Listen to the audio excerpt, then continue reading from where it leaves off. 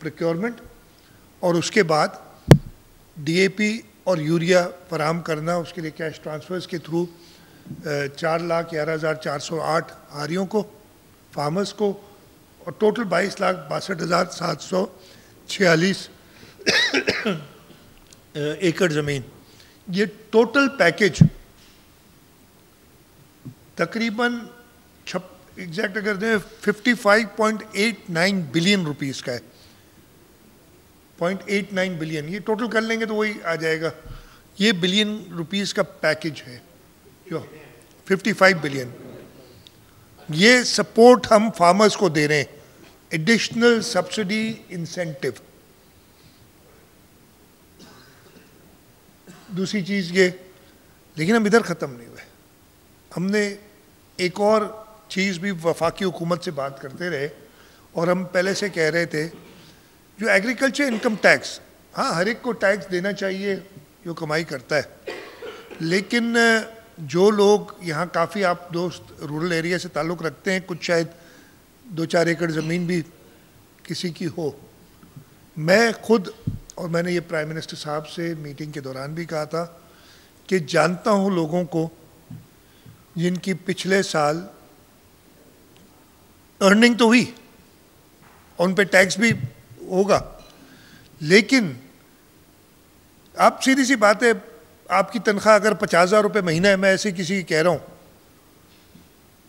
और 50,000 रुपये तो खैर कोई टैक्स नहीं था, बढ़ा देता हूँ, लाख रुपए महीना कर देता हूँ। लाख रुपए महीना अगर आपकी तनख्वाह है और आप टैक्स देते हैं, और आप टैक्स देने के बाद मुश्किल से अपने बच्चों का पेट पाल सकते हैं, मुश्किल से, मैं एक मिसाल दे रहा हूँ। आपकी अगर तनख्वाह 80,000 हो जाती है उस साल, टैक्स तो आपको फिर भी देना है, 50,000 रुपये से ऊपर टैक्स देना है, लेकिन जो 20,000 रुपये शॉर्ट वो कहाँ से लाएंगे? आपने अपने बच्चों की स्कूल की फ़ीस देनी है, आपने घर का किराया देना है, आपने बिजली का बिल देना है। और मैं उन ज़मींदारों को जानता हूँ जिनकी फसल की प्रॉपर कीमत ना मिलने की वजह से टैक्स तो उनके ऊपर लग गया, लेकिन उन्हें अपनी ज़मीन बेचनी पड़ी, वो एडिशनल 20,000 रुपये जो मैं कह रहा हूँ शॉर्टेज। ये एग्जांपल्स मैं जानता हूँ। हमने कहा कि जी टैक्स पे छूट देनी पड़ेगी, ये पाकिस्तान पीपल्स पार्टी का मुतालबा था, चेयरमैन बिलावल भुट्टो ज़रदारी साहब का मुतालबा था, हुकूमत सिंध का मुतालबा था, और इस पे भी हमने इसमें कामयाबी हासिल की है। और अगले साल, यानी जो ये साल गुजरा है, हमने पहले तो इसी वजह से आपने देखा होगा एग्रीकल्चर इनकम टैक्स की आखिरी डेट 30 सितंबर थी, उसको हमने 31 अक्टूबर किया। इसलिए हम ये बातचीत कर रहे थे कि टैक्स रेट 3 गुना बढ़ा दिया था, 15% जो हाईएस्ट स्लैब था उसे 45% कर दिया था। तो हमने पहले तो इसलिए कि वो फाइनल नहीं हुआ था, अगेन IMF फलाना ढिमकाना जो भी बातें थी, हमने कहा कि नहीं ये करना पड़ेगा। पंजाब हुकूमत में भी इसमें हमारा साथ दे रही थी, और पहले हमने डेट बढ़वाई 31 अक्टूबर, खुद ही बढ़ाई, वो तो हमारे हाथ में। और अब मैंने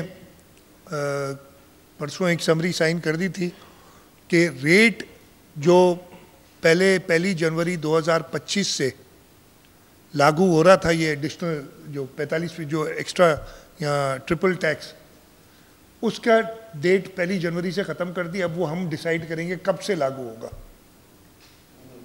नया टैक्स रेट, वापस वही 15% टैक्स। तो ये तीसरा इंसेंटिव फार्मर्स को दिया है कि उन्हें जो टैक्स भरना है, और उसके साथ साथ बिकॉज लेट हो गए हम, आज 22 अक्टूबर है, तो हम फर्दर टाइम भी एक्सटेंड कर रहे हैं 15 नवंबर तक टैक्स पेमेंट का, ताकि लोगों को टाइम मिल जाए।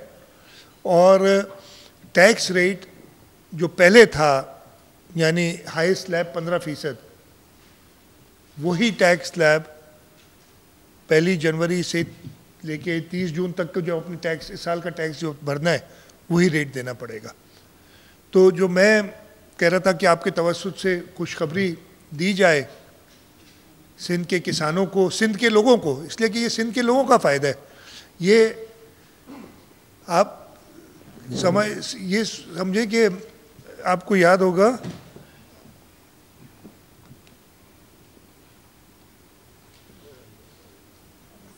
आपको याद होगा कि 2008 में जब पाकिस्तान पीपल्स पार्टी की हुकूमत आई थी, आसिफ अली जरदारी साहब अभी प्रेसिडेंट बने भी नहीं थे, यूसुफ रज़ा गिलानी साहब प्राइम मिनिस्टर थे, और उन्होंने गंदम की सपोर्ट प्राइस में 900 रुपये थी, उससे मुझे याद नहीं 1600 किया था, मुझे काफ़ी इंक्रीज़ किया था। और अगले 6 साल 2014 तक हमने गंदम इंपोर्ट नहीं करनी पड़ी। फिर वो प्राइस स्टैगनेंट हो गई और 15 में गंदम इंपोर्ट की, फिर वही मसले आते हैं, गलत टाइम पे इंपोर्ट की, एक्स्ट्रा हो गई, जैसे इस साल भी हुआ था। आपने कीमत नहीं दी गंदम इंपोर्ट की, एक तो वो क्वालिटी की गंदम नहीं आती, तो ये लोगों का फ़ायदा होता है। किसान आपके मुल्क की ग़िज़ा खुराक का ज़िम्मेदार है, वो मेहनत मशक्क़त करके वो अनाज पैदा करता है जो पूरा मुल्क खाता है, तो उनको इंसेंटिवाइज करना ज़रूरी है। मैं एक बार फिर रिपीट करना चाहूँगा, मैंने शुरुआत में बात की थी ताकि उसका पूरा इफेक्ट आए, कि आज की ये प्रेस कॉन्फ्रेंस जो मैंने जल्दी में बुलाई, उसका मकसद यही था कि मैं आपके तवस्सुत से इस सूबे के लोगों को खुशखबरी दूँ, इस सूबे के किसानों को खुशखबरी दूँ। हमने जो चेयरमैन बिलावल भुट्टो जरदारी साहब की तजावीज़ थी जो उन्होंने वफाकी हुकूमत को दी थी, उन पे अमल दरामद कर लिया है, और उसके 3 मैंने बताए। पहली सबसे बात कि हम गंदम प्रोक्योर भी करेंगे, 8 लाख से 12 लाख टन के दरमियान कोई नंबर जो हम फाइनल करेंगे सेट हुकूमत करेगी, और उसके साथ साथ 3500 रुपये मन, जो पिछले साल 2200-2300 से ज़्यादा नहीं बढ़ा था, 3500 रुपये मन इंश्योर करेंगे कि मिनिमम प्राइस हो। हमारी प्रोक्योरमेंट इसी रेट पे होगी। उसके अलावा हम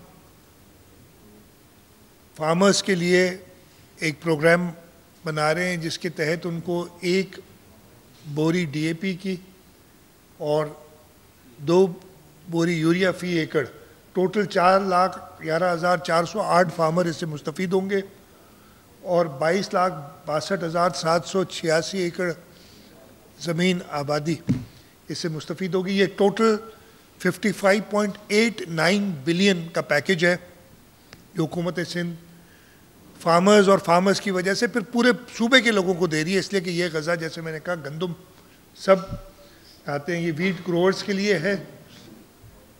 इसके साथ साथ एग्रीकल्चर इनकम टैक्स इस साल जो पिछला साल गुजरा है, यानी 30 जून 2025 तक जो भी आपकी इनकम एग्रीकल्चर से होगी, उस पर एग्रीकल्चर इनकम टैक्स पुराने रेट से ही लगेगा, जिसकी हाईएस्ट सीलिंग 15% थी, 5% से शुरू होता था, 15% तक हाईएस्ट सीलिंग 15% होगी।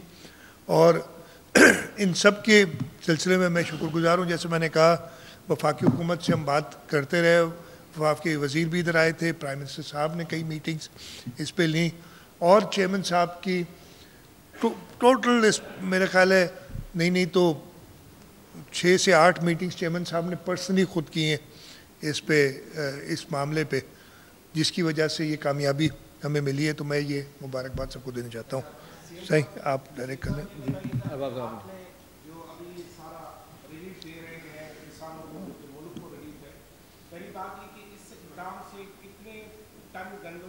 पैदा होने का इम्कान है। दूसरा ये कि जो पहले से 1 करोड़ से ज़्यादा गंदम की बोरियां इस वक्त आपके गोदामों में, क्या इस गंदम की खरीदारी से पहले ये सारी गंदम गोदामों से निकाली जाएगी? अच्छा, बिल्कुल, मैं दोनों जवाब दे देता हूँ। देखिए, हमारा मकसद ये, जैसे मैंने बताया था कि हमारा इस वक्त तक सबसे बड़ा क्रॉप 2024-25 का हुआ था। नंबर्स मैंने 4.5 मिलियन नहीं थे, 4.2 मिलियन समथिंग टन थे।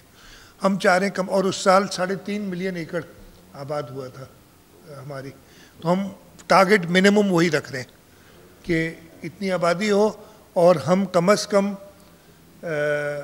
42 लाख टन गंदम पैदा करें इस सूबे में, कम से कम।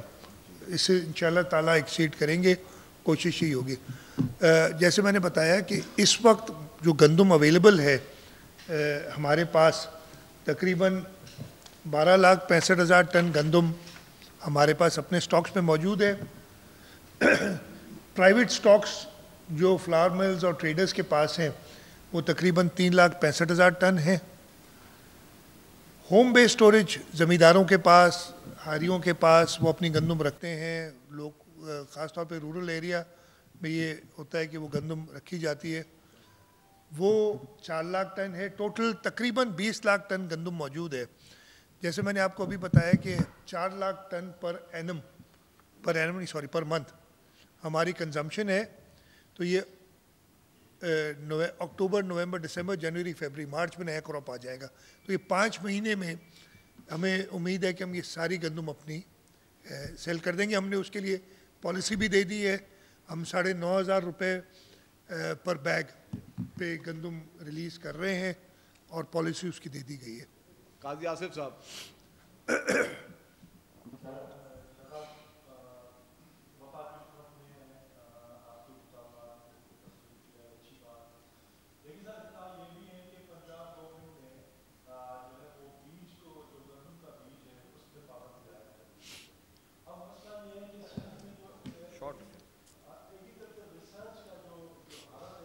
मैं सवाल आपका समझ गया हूँ। हाँ,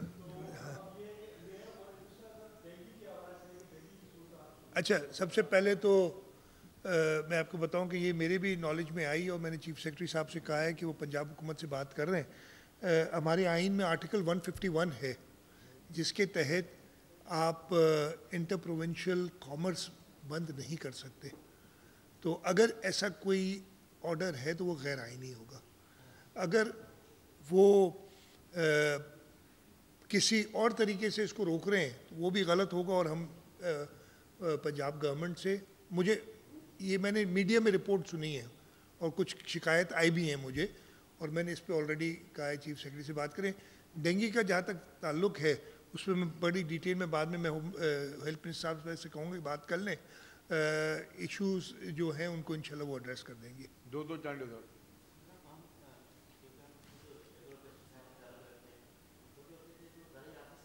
आप अभी भी छोटे ही हैं। मैं रिक्वेस्ट में सब छोटे मुख्तसर सवाल करें। मतलब अपनी छोटे बहुत से ना शुरू करें।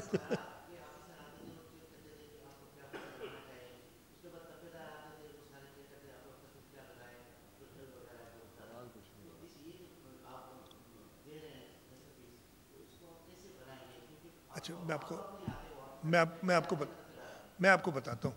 देखिए, इसके लिए पूरी एक्सरसाइज हमने की है। हमने एग्रीकल्चर के सारे अफसरों की लिस्ट बना के उनकी तैनाती कर दी है जो डीलर्स के पास होंगे। फिर उन्हीं तालकों में हमने उन ऑफिसर्स को प्लस रेवेन्यू ऑफिसर्स को साथ मिलाया है जो कि वेरीफाई करेंगे जाके कि ज़मीन आबाद की है कि नहीं की है। कोई भी ट्रांसफ़र कैश के बेसिस पे नहीं होगा, वो उनके CNIC नंबर और उस पर जाके वो कैश, मतलब कैश कोई नहीं डिस्ट्रीब्यूट कर रहा होगा। तो ये सारे चेक्स लगाए हैं और इसकी जो एक ट्रांसपेरेंट तरीके से बनाए। मैं आप लोगों से भी रिक्वेस्ट करूंगा कि अगर कहीं पे भी कोई प्रॉब्लम आता है या कोई ऐसी शिकायत आती है उसको प्लीज़ हाईलाइट करें। मैं आपको पता है ना, एक फ़ायदा, वैसे तो बहुत खुशी होती है, I am proud of being living here, लेकिन एक बहुत बड़ा फ़ायदा ये हो जाता है कि आप लोग बहुत सारे ज़्यादा एक्टिव हैं। बाकी सुबह में शायद इतने एक्टिव नहीं होते लोग, तो हमें सही गलत सब खबर आ जाती है और उसमें फिर हमें देखना होता है कि सही कौन सी है गलत कौन सी है। थोड़ी सी मेहनत करनी पड़ती है, लेकिन फिर उस सही खबर पे अभी तक हमारी कोशिश रही है कि हम उसको एक्शन लें। तो मैं आप सबसे रिक्वेस्ट करूँगा कि जैसे आप करते रहें, सही गलत खबरें ज़रूर देते रहें।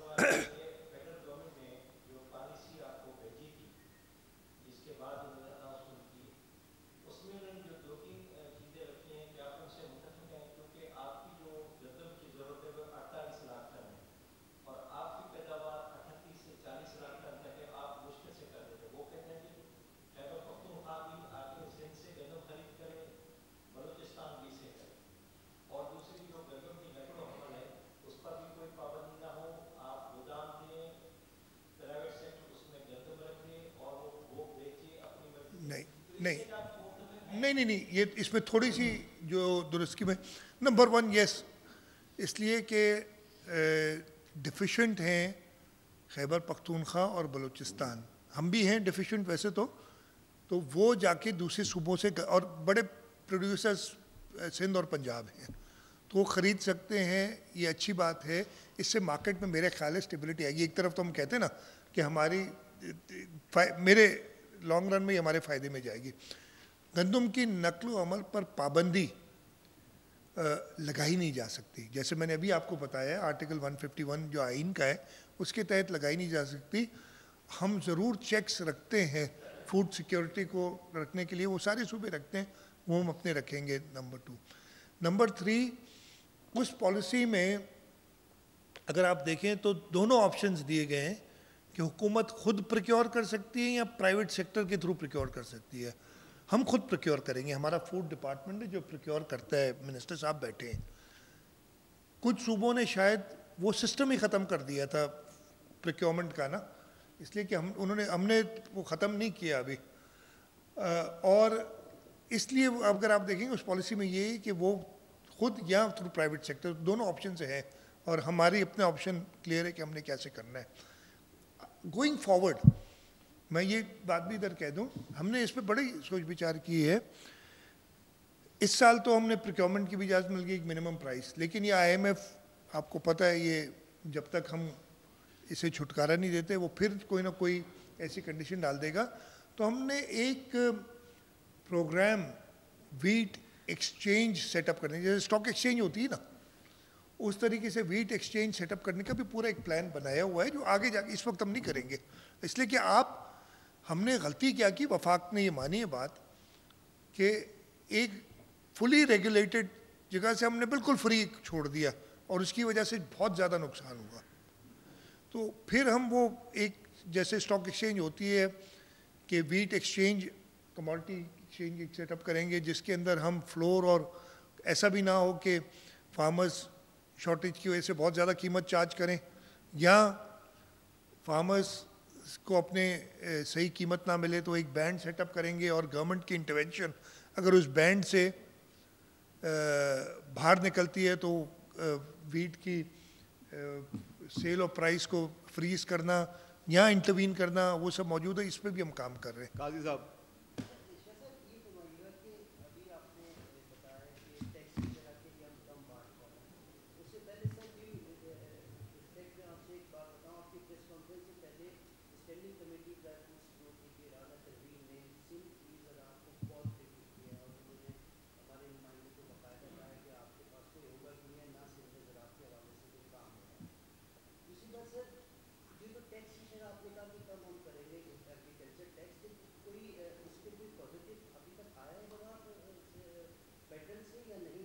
नहीं हो गया ये, उन्होंने मान ली बात, जी मान ली बात।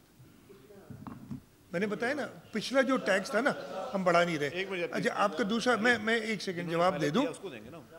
हाँ एक सेकंड यार, मैं जवाब तो दे दूं ना यार। मंजूर भाई देखिए, मैंने भी ये मीडिया पे देखा है, this is entirely contrary.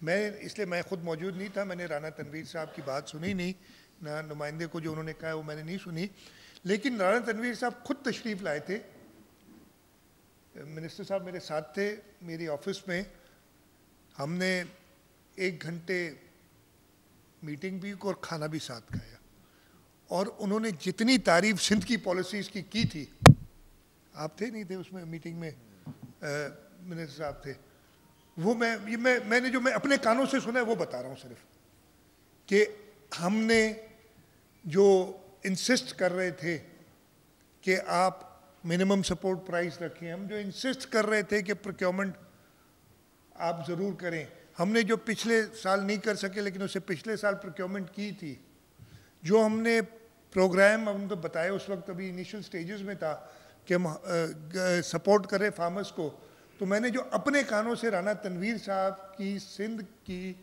Sindh हुकूमत की एग्रीकल्चरल पॉलिसी की तारीफ़ करते सुने, मैं तो वही बता सकता हूँ। उस मीटिंग में मैं मौजूद नहीं था, होता तो फिर मैं, हमीद सुबह। अगर उन्होंने ऐसी, मुझे नहीं पता ना कि क्या कहा है, होता तो उन्हें याद जरूर दिला देता। हमीद साहब यार ये गलत तरीका, ये गलत नहीं नहीं, तरीका मैंने, मिनिस्टर साहब कर रहे हैं ना जी, हमें नाराज नहीं हो रहे यार सब एक।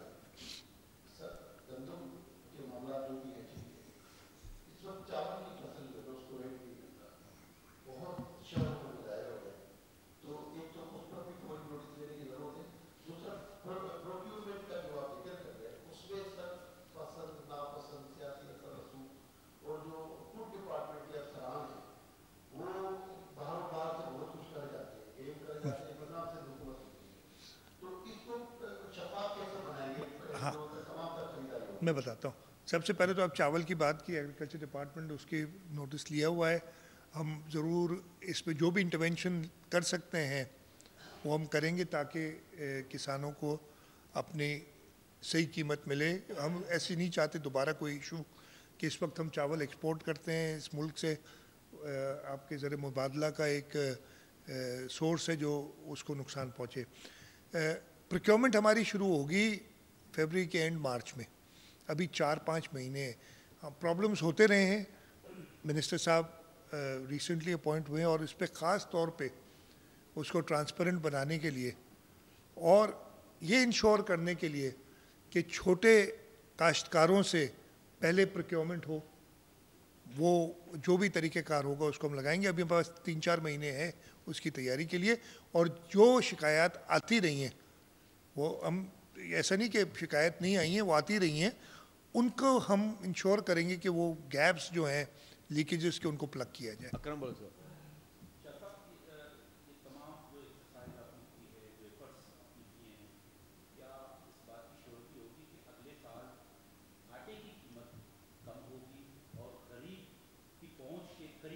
अच्छा, मैं आपको बताता हूँ, सबसे इनका सवाल कनेक्टेड है।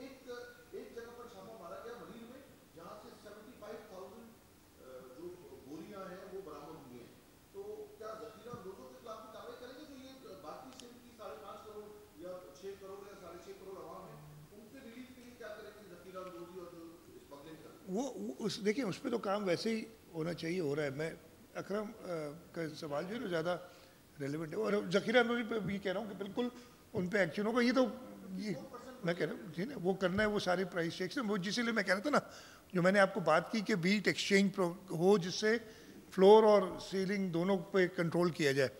देखिए सबसे ज़्यादा ज़रूरी क्या है कि हमारे पास गंदम खाने के लिए हो, ये ना कि हमें इंपोर्ट करना पड़े। अगर इंपोर्ट करनी पड़ी तो फिर हम यूक्रेन के फार्मर्स को फ़ायदा दे रहे होंगे और हमारी रोटी उतनी महंगी होगी। तो आपने प्रायोरिटी सेट करनी और स्टेप वाइज चलना है। सबसे पहले आपने देखना है कि ठीक है, फिर जो आपके मिलर्स होते हैं उन पे भी एक रेगुलेशन होती है, इसलिए हम आटे की कीमत मुकर्रर करते हैं कि भाई एक मुनासिब मुनाफा जो होता है वो कमाने के बाद ये प्राइस होनी चाहिए।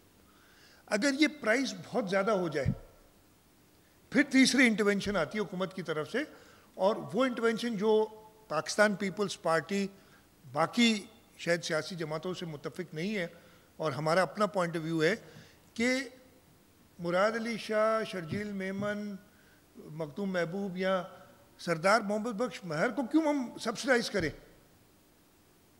अगर हमें सब्सिडी देनी है तो गरीब आदमी को देनी है, और उसके लिए अगर हम आटे की कीमत कम कर दें तो मुझे भी सस्ती मिलेगी, जबकि उसकी कीमत ज़्यादा है। और हुकूमत अगर कम करती है आटे की कीमत तो सब्सिडी देनी पड़ती है किसी न किसी को। वो सब्सिडी हम direct cash transfers through Benazir income support programme देना चाहते हैं पुअरेस्ट ऑफ द पुअर को। तो ये तरीक़ाकार है जो सारा हमारे उसमें। लास्ट क्वेश्चन आजिज़ जमाली साहब। यार उन्होंने बनारस कर गिरी मंजर के पहले पहले इसकी बात। हाँ सीनियर आदमी है, हाँ आप कर लें। हाँ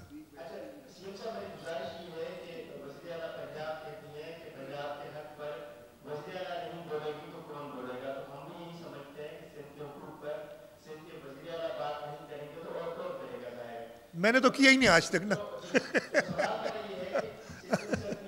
मैं बोलता नहीं हूँ यार दिस इज ये चीज़ जो होती है ना वो कहने के लिए नहीं होती है अरे आपकी उम्मीद मैंने पूरी नहीं की है अभी तक नहीं मैं डायरेक्ट सवाल कर रहा हूँ आपसे, आजिज जमाली से सवाल कर रहा हूँ, क्या आपकी उम्मीद मैंने पूरी की है? सारे सिंध के वो इशू की है ना? थैंक यू हाँ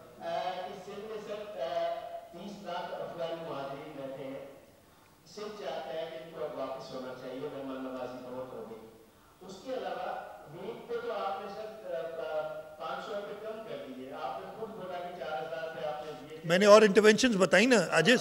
हाँ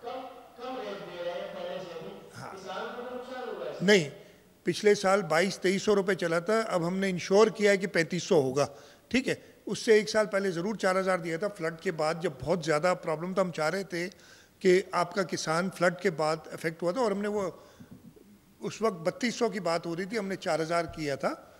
और इसीलिए किया था कि वो स्पेशल एक क्राइसिस जो आया हुआ था एग्रीकल्चर सेक्टर पे फ्लड के बाद, 2022 के फ्लड की बात कर रहा हूँ, तो इस वजह से वो एक्स्ट्राऑर्डिनरी एक हमने इंक्रीज़ दिया था।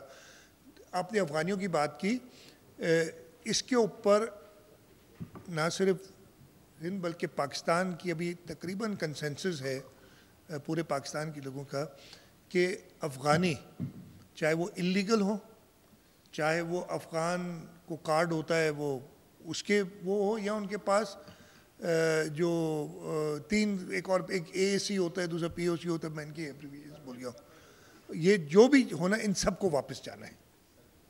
और इस पे सब मुत्तफिक हैं कि अब इनको वापस भेजना है, तो इस पे काम कर रहे हैं।